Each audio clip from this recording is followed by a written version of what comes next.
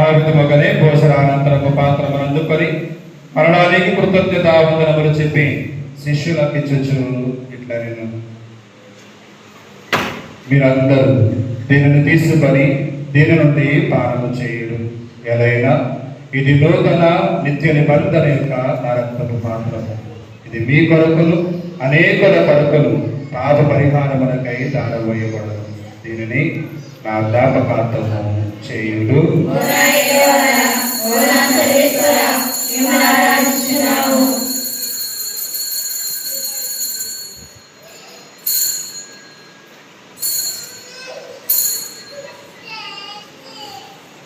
ఇది విశ్వాస రహస్యము.